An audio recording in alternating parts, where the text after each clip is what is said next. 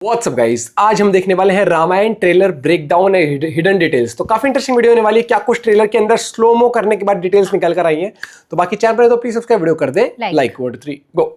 रामायण के ट्रेलर में काफी सारी इंटरेस्टिंग डिटेल्स थी, चाहे फिर वो स्वर्गलोक का फाइट सीन हो, पुष्पक विमान वाला सीन हो, या फिर भगवान परशुराम के कैरेक्टर का हिंट हो। लेकिन तुम्हें बहुत कम लोगों ने रामायण के ट्रेलर का जो स्टार्टिंग वाला सीन है जिसमें रावण इंद्रलोक में फाइट कर रहा होता है, उस फाइट वाले सीन के इस फ्रेम को देखो। इसमें ये जो पीछे भीड़ खड़ी है, इसमें मेकर्स की टीम ने वही आदि पुरुष वाली गलती कर दी। भाई क्यों यार, आदि पुरुष वाली गलती क्यों कर रहे हो वापस से? लिटरली यार, इस भीड़ में जो थोड़ा सा ये वाला जो पोर्शन है ना, इसको कॉपी पेस्ट करके इस वाली जगह पर लगा दिया गया। ये नॉर्मल स्पीड में नहीं दिखता, फ्रेम बाय फ्रेम जब मैंने देखा तो मुझे ये नोटिस हो गया। भीड़ को बड़ा दिखाने के लिए बस कॉपी पेस्ट कर दिया कैरेक्टर्स को, बस यहाँ पे दिल टूट जाता है। ट्रेलर की शुरुआत में एंट्री होती है रावण की, जो कि जा रहा है रूल करने। Now look at this frame, कितना ग्रैंड फील हो रहा है, और इसका रीजन है ग्रैंड स्केल। इस टाइप की सिनेमेटोग्राफी हमने जॉन विक चैप्टर 4 में देखी थी, जहाँ सीन्स को ग्रैंड करने के लिए ऐसे ही ग्रैंड लोकेशंस यूज की गई थी। यहाँ रावण एंट्रेंस ब्रेक करने आया था इंद्रलोक की, तो तुम यहाँ पर तूफान को नोटिस कर सकते हो हवा बिजली के साउंड के जरिए।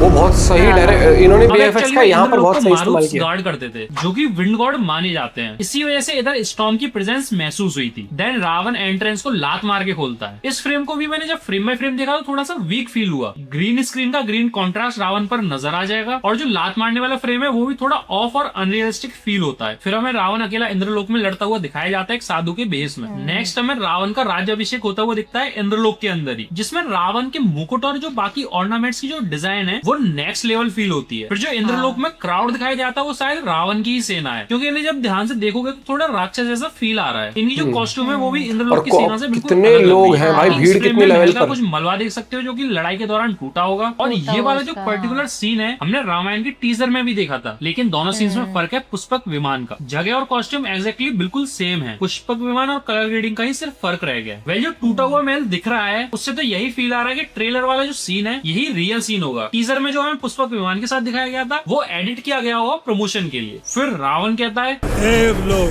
पृथ्वीलोक, पाताललोक। तो हमें उसी के साथ देवलोक के अंदर रावण की लड़ाई दिखाई जाती है। पृथ्वीलोक पर भी उसके अटैक का ग्लिम्स दिखता है, जिसमें हमें वो लोग ऋषि मुनियों पर अटैक करते हुए दिखते हैं, उनकी पूजा को तबाह करते हुए दिखते हैं, जो अटैक मोस्टली उनके कमांडर मारीच और सुबाहु किया करते थे। पाताललोक में मोस्टली हमें फायर देखने को मिलती है जो कि कॉन्टेक्स्ट को फुलफिल करती है। फाइनली हमें कुछ शॉट्स स्वर्गलोक के दिखाई जाते हैं, जिसमें असुर और देवताओं की फाइट दिखती है। जिस फाइट में जो उड़ता हुआ हाथी दिखाया है ये ऐरावत है, इंद्रदेव की सवारी। मतलब इसके ऊपर जो बैठे हुए हैं वो इंद्रदेव ही है। ऐरावत के सीन्स मुझे काफी स्ट्रॉन्ग फील हुए, वीक नहीं लगते। इस सीन में ये जो विगुल बजा रहा है ये रावण की साइड से है, क्योंकि इसकी कॉस्ट्यूम पर असुर की डिजाइन देख सकते हो। देन इसके बाद इस सीन में इंद्र वर्सेस रावण दिखाया है। अब इधर रावण जिसकी सवारी करके आया है सब उसको शेर समझ रहे होंगे, लेकिन ये शेर नहीं है। कौन सा जानवर है मैं आगे बताऊंगा, पता नहीं क्यों, लेकिन जितने भी हिट करने वाले सीन है वो वीएफएक्स में काफी वीक फील हो रहे हैं। देन ट्रेलर का कॉन्ट्रास्ट चेंज होता है और हमें विष्णु जी दिखाई जाते हैं कॉस्मिक फॉर्म में, जिन्हें हमने 1 साल पहले रामायण द इंट्रोडक्शन वाली वीडियो में देखा था। और इन्हें इनके यूनिवर्सल ब्लू कलर से ही डिनोट किया गया है, जो सिग्निफाई करता है नेचर, यूनिवर्स और कॉस्मिक एनर्जी को। भगवान विष्णु की डिटेलिंग को नोटिस करें तो इनके हाथों में कमल, शंख और सुदर्शन चक्र देखने को मिल जाएंगे। बाकी इनके पीछे शेषनाग में नजर आ जाते हैं। अब विष्णु जी के पास जो मदद मांग रहे हैं शायद इंद्रदेव होंगे, जो रावण के अत्याचार के बाद विष्णु जी के पास गए होंगे मदद मांगने के लिए। इसके बाद बैकग्राउंड में एक साउंड सुनाई देती है। जब जब सृष्टि पर संकट आया भगवान विष्णु ने अवतार लेकर उसकी रक्षा की।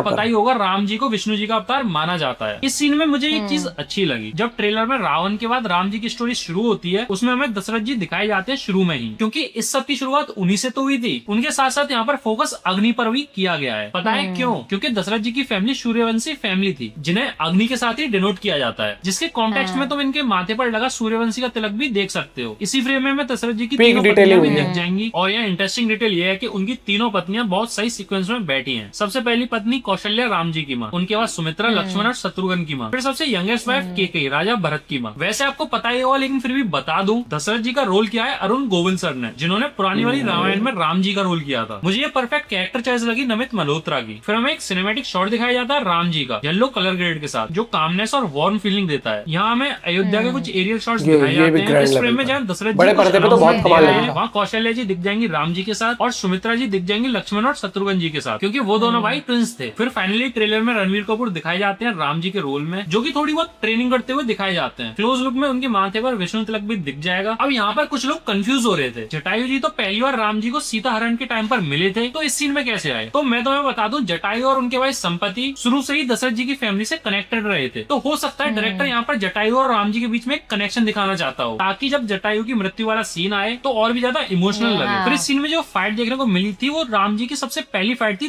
ताड़कासुर से। ये वही फाइट है, ऐसा मैं इसलिए कह रहा हूँ क्योंकि राम जी को उनके रॉयल कॉस्ट्यूम में देख सकते हो, मतलब अभी उनका वनवास शुरू नहीं हुआ है। इस सीन में रणवीर कपूर पहली बार बोलते हुए दिखते हैं, विश्व कल्याण के लिए यदि मेरा अंत भी हो जाए तो भी मुझे स्वीकार है। और हाँ, उनकी आवाज में वो कामनेस और वो सामर्थ्य नजर आता है। Great choice by Namit Malhotra. इस पूजा वाले सीन में ये जो VFX यूज किए हैं डिवाइन पावर्स को दिखाने के लिए, ये काफी इंटरेस्टिंग लगते हैं देखने में। इसी में लक्ष्मण जी का एक क्लोज लुक भी दिखाया जाता है। भाई एकदम परफेक्ट रोल दिया है। रामायण की अनाउंसमेंट के टाइम पे मुझे थोड़ा डाउट था, लेकिन हर कास्ट एकदम परफेक्टली डाली गई है। देन ये वाला जो सीन है, ये सीता जी के स्वयंवर का सीन है, जिसमें राम जी शिव धनुष उठाएंगे और जैसे ही बोट टाइट करने का ट्राई करेंगे धनुष टूट जाएगा। और इसी सीन में एंट्री होगी भगवान परशुराम की। उस सीन के लिए किसे कास्ट किया गया है देखना इंटरेस्टिंग है, क्योंकि ट्रेलर में वो सीन भी दिखा दिया है जहाँ परशुराम जी आके युद्ध का ऐलान करते हैं, लेकिन राम जी उन्हें मना लेते हैं। तो लास्ट में परशुराम जी खुद अपने हाथों से वो धनुष देते हैं। अब यहाँ क्लोजली देखोगे तो भगवान परशुराम का रोल भी रणबीर कपूर ने ही प्ले किया है। देन ट्रेलर में एंट्री होती है लारा दत्ता है स्कैक। ये सीन क्लियरली बता रहा है कि राम जी के लिए 14 वर्ष का वनवास मांगा जा रहा है। अगर भाई आपके पास ईयरफोन है ना अच्छी क्वालिटी के, तो एक बार इस सीन को सुनो और इस सीन की क्लैरिटी और आवाज की एनहेंसमेंट नोटिस करना कितनी क्लियर। निर्णय मैं ले चुका हूँ, एक पुत्र होने के नाते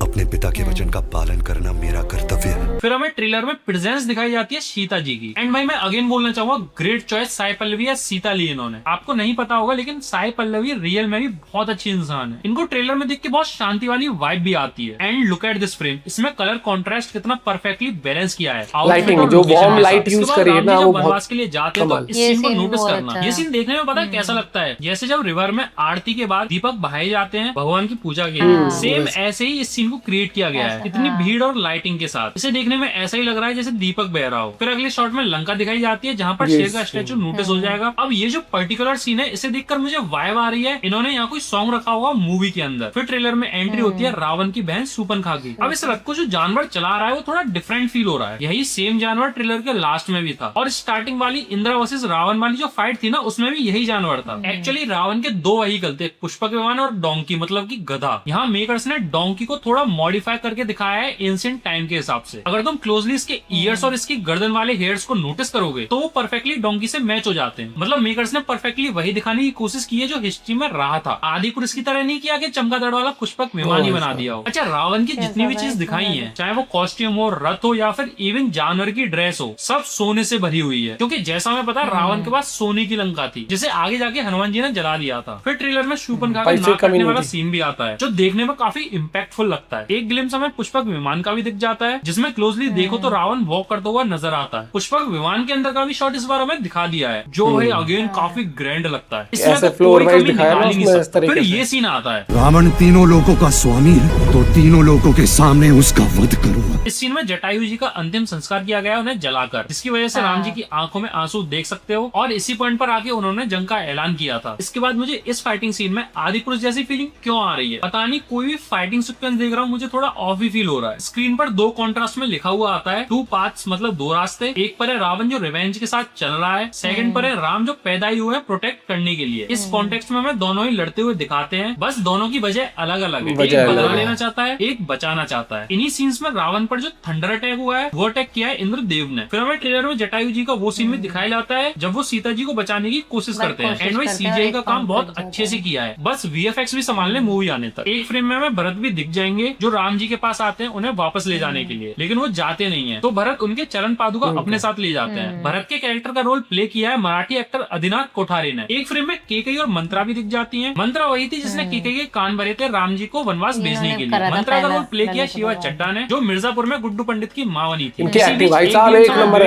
का भी मिलता है जो कि शूर्पणखा के पति का रोल कर रहे हैं। एक छोटे से सीन में यश और विवेक ओबरॉय के बीच फाइट देखने को मिलती है। यही वो सीन होगा जिसमें रावण अपनी बहन शूर्पणखा के पति को मारेगा। मतलब विवेक ओबरॉय को मार देगा पॉलिटिकल बिट्रेल की वजह से। फिर स्क्रीन पर लिखा आता है म्यूजिक बाय हंस जिमर एंड AR रहमान। यही वो दो बड़े नाम है जिनकी वजह से ट्रेलर में ऑथेंटिसिटी और रियलिज्म जैसा फील आ रहा है। वैसे मैं तुम्हें बता दूं, हंस जिमर ने बॉलीवुड की काफी बड़ी बड़ी मूवीज में म्यूजिक दिया है। एक फ्रेम में शोभाना जी देखने को मिलती है जिन्होंने रावण की मां केकसी का रोल प्ले किया है इस मूवी के अंदर। सौरभ सचदेवा भी दिख जाते हैं जिन्होंने मारीच का रोल प्ले किया है, जो हिरन बन के सीता जी का हरण करवाता है। लक्ष्मण रेखा वाला सीन भी काफी प्यारा लगता है विजुअली। ट्रेलर में लक्ष्मण रेखा पार करते हुए भी दिख जाती है सीता जी। फिर ये वाला जो सीन है वो होगा जिसमें रावण जटायु के पर काट देता है। ट्रेलर के एंड में इधर शायद कुंभकर्ण दिखाया है। लोग सोचेंगे एंड फाइट वाला सीन है, लेकिन भाई ऐसा नहीं है, क्योंकि इसमें कहीं भी वानर सेना का कोई भी वानर नहीं दिखाई दे रहा। ये सीन भी शायद स्वर्गलोक वाली फाइट का ही होगा। अब इस सीन में देखो फिर से वही गलती कर दी, इतने तगड़े तूफान के बीच बाल बहुत हल्के से उड़ रहे हैं। यहाँ आगे रियलिज्म खत्म हो जाता है सीन में से। मेरी इस ट्रेलर को लेकर बहुत ज्यादा मिक्स फीलिंग है। आपको ये ट्रेलर कैसा लगा कमेंट में जरूर बताना, मैं जरूर देखना चाहूंगा। तब तक के लिए अगर आपको वीडियो अच्छी लगे तो वीडियो को एक लाइक जरूर दे देना। पर डिटेल्स तो बहुत अच्छी एज करी अ है। व्यूअर तो मुझे अच्छा लगा, क्योंकि होता क्या है जैसे फ्रेम बाय फ्रेम मूवी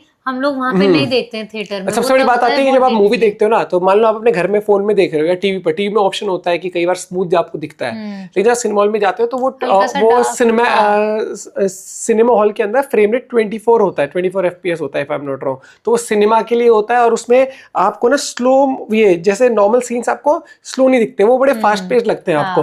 और हम जब नॉर्मली हम कोई डिटेल निकालते हैं, कमियां ढूंढते हैं, तो हम स्लो करके देखते हैं। जैसे रावण वाला फाइट का सीन है स्टार्टिंग का, कि वो हमें लगा कि भाई वही बंदा वहां पर कॉपी पेस्ट नहीं। जब आप फास्ट मूवी देखोगे तो आपको पता भी नहीं लगेगा, आप इन्वॉल्व बैकग्राउंड पे नहीं, आप जो हाईलाइट ऑफ द सीन है उस टाइम पर जहाँ फाइट हो रही है, जिनके बीच में हो रही है, उस पर आपका फोकस होता है। और यही चीज है, मुझे लगता है कि मूवी में देखो कमी निकालने को तो हम बहुत जूम इन जूम आउट करेंगे हर एक चीज, तो वो तो निकलेंगे, लेकिन हाँ कि वही वाली चीज है, ट्रेलर ब्रेकडाउन होता है तो कई बार चीजें पता लगती है। लेकिन हाँ कमाल का काम किया, स्टार कास्ट बड़ी इंटरेस्टिंगली है।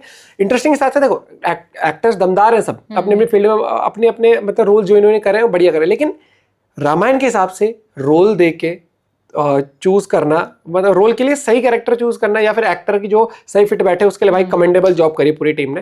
एंड आई एम एक्साइटेड, और ये मूवी बहुत रिकॉर्ड तोड़ने वाली है, नो डाउट। मिलते हैं वीडियो के साथ, बाय बाय।